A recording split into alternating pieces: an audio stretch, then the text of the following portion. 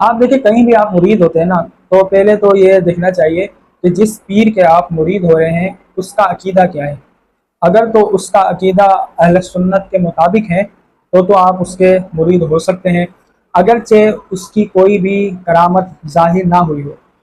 और अगर उसका अकीदा अहले सुन्नत के मुताबिक नहीं है तो फिर आप क्या करेंगे कि आप उसके मुरीद नहीं होंगे, अगरचे वो हवाओं में उड़ता हो।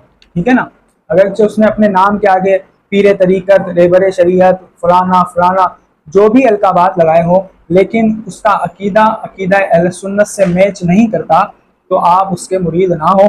क्योंकि पिछले दिनों देखा गया कि किसी मज़ार के एक सज्जादा नशीन ने सहाबा के खिलाफ कुछ बात की थी, तो लोगों ने उसको जवाब दिया। तो इस तरीके से जो जाहिल लोग होते हैं ना, अगर उनको सज्जादा नशीनी मिल जाती है तो फिर वो इस तरह के बंड मारते हैं।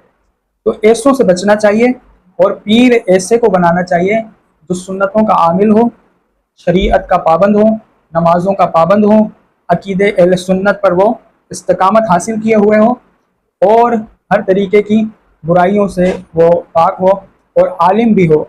आलिम का मतलब ये नहीं होता कि उसने किसी जो है मदरसे से पढ़ा हो और उसके पास सनद हो।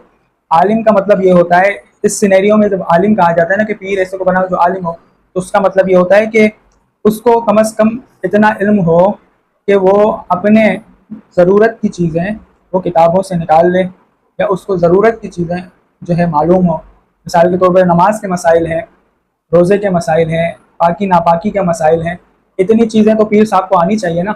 अगर पीर साहब बने बैठे हैं और उन्हें यही नहीं पता कि निजासत गलीज़ा क्या होती है, खफीफ़ा क्या होती है, और इनको किस तरीक़ा से पाक किया जाता है, तो ऐसे पीर साहब पर तो हमें फिर कुछ नहीं कर सकते। तो लिहाजा चाहिए कि पीर बनाते वक्त पूरी छानबीन कर लें कि मैं किसकी मुरीदी इख्तियार कर रहा हूँ, क्या कर रहा हूँ। अगर वो कोई डब्बा पीर है तो उससे बचिए, अगर वो अच्छा पीर है तो उसका दामन पकड़ लीजिए।